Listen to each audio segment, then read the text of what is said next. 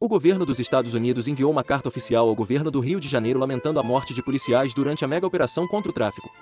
No papel, é um gesto de solidariedade, uma nota diplomática padrão, como tantas outras que circulam entre governos em momentos de crise. Mas quando se trata de Washington, nenhum movimento é apenas simbólico. Toda mensagem carrega uma intenção, e toda intenção faz parte de uma estratégia.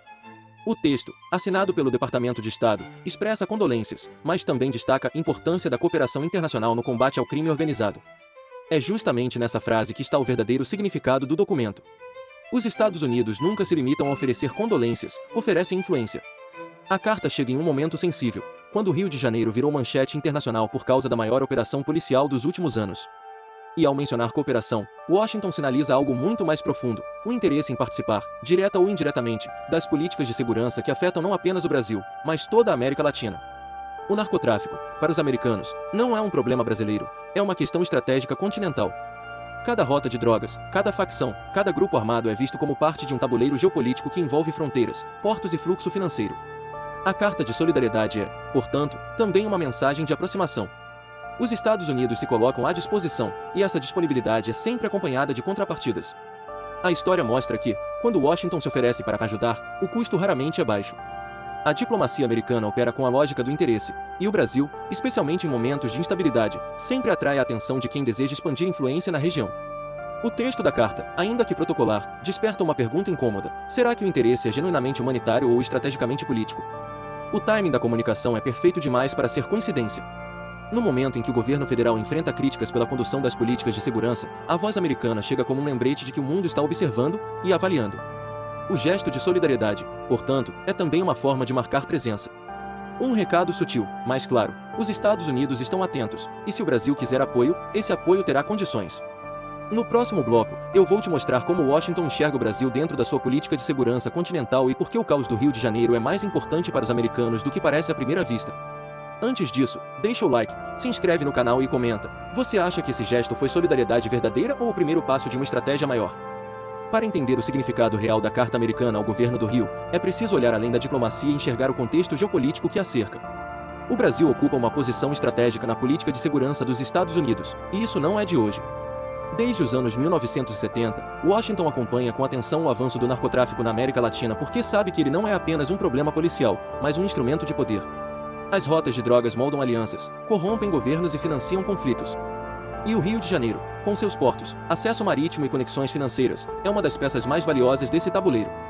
Para o Departamento de Estado, o caos urbano carioca é mais do que um problema local, é uma brecha geopolítica. Em cada crise, há uma oportunidade de influência. E o discurso da cooperação internacional é a porta de entrada para essa influência se consolidar.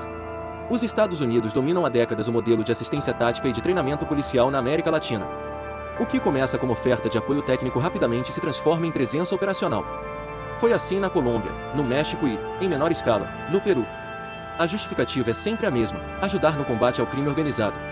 Mas o resultado é previsível: ampliação do controle americano sobre os sistemas de inteligência e vigilância da região. Quando Washington fala em compartilhar informações, está falando em estabelecer uma rede de coleta de dados sob supervisão conjunta, que, na prática, significa sob domínio deles. O Brasil, por ser o maior país da América do Sul e o maior mercado de influência, sempre foi o prêmio cobiçado. Mas durante anos, Brasília resistiu a essa penetração direta.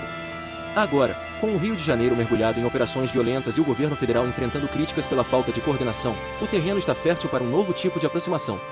A Carta de Solidariedade soa gentil, mas embute uma proposta: os Estados Unidos podem ajudar, se forem convidados. E essa ajuda, como mostram os precedentes, vem acompanhada de protocolos, acordos e compromissos que muitas vezes ultrapassam a soberania nacional. O caos do Rio serve, nesse contexto, como justificativa perfeita para um plano mais amplo: reaproximar o Brasil da política de segurança hemisférica americana. Em tempos de disputas globais e influência crescente da China na região, Washington precisa mostrar que ainda dita as regras na América do Sul. E nada reforça mais essa imagem do que oferecer ajuda militar ou técnica num momento de crise. O gesto parece diplomático, mas o subtexto é geopolítico. O Brasil, que sempre buscou afirmar independência nas suas decisões de segurança, agora é observado como uma peça instável, vulnerável à cooperação externa. No próximo bloco, eu vou te mostrar como essa lógica da ajuda americana se repete historicamente e o que ela custou a outros países da América Latina. Antes disso, deixa o like, se inscreve no canal e comenta: você acha que o apoio dos Estados Unidos é solidariedade verdadeira ou uma nova forma de controle? A história mostra que a cooperação americana quase nunca é neutra. Desde a Guerra Fria, Washington aprendeu a usar o discurso da ajuda como uma ferramenta de influência. O método é sempre o mesmo. Um país atravessa uma crise, o governo local se enfraquece, e os Estados Unidos aparecem oferecendo apoio técnico, inteligência e recursos.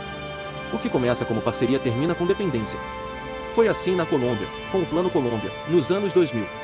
Sob o pretexto de combater o narcotráfico e as guerrilhas, Washington financiou, treinou e supervisionou forças locais. A operação reduziu alguns índices de violência, mas também ampliou a presença militar americana, permitiu espionagem política e tornou o país refém de equipamentos e estratégias estrangeiras. No México, o mesmo padrão se repetiu.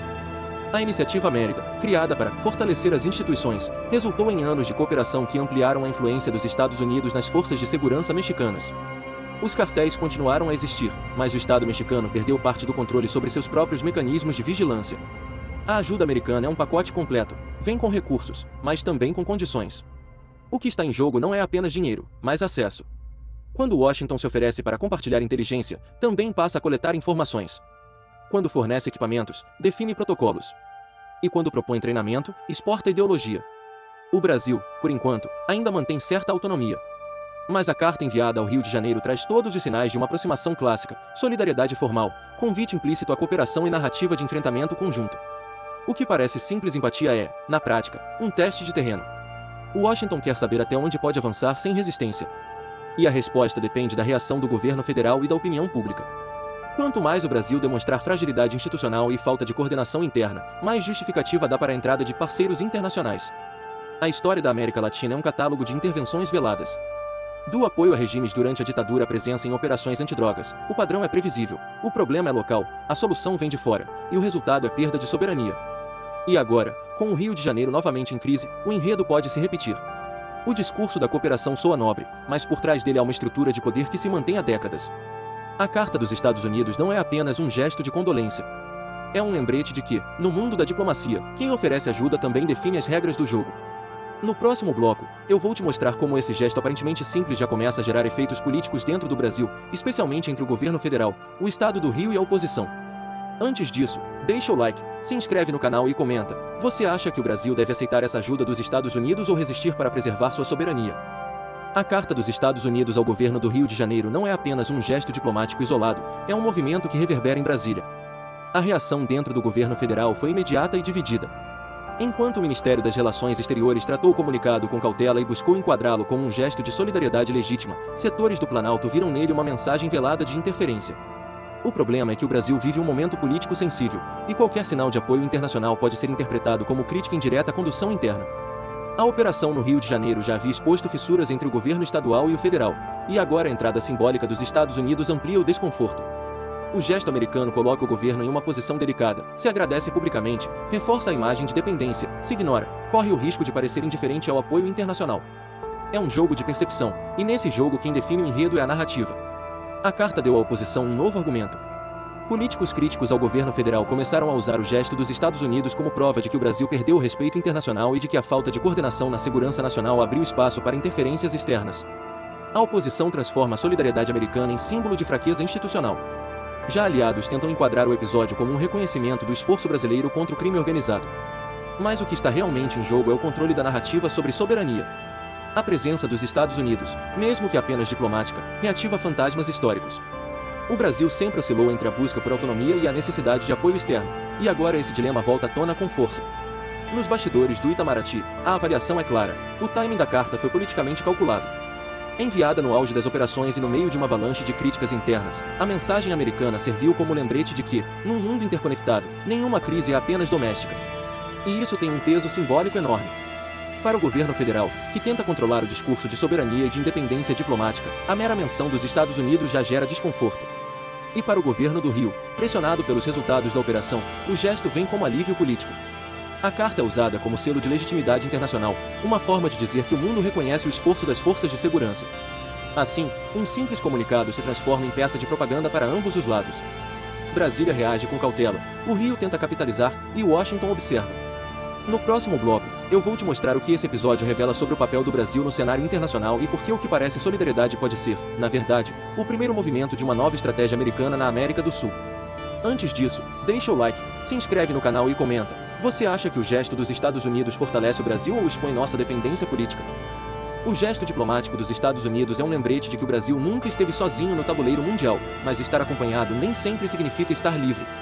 O país vive o dilema de toda nação emergente, precisa da cooperação internacional, mas teme a perda da soberania.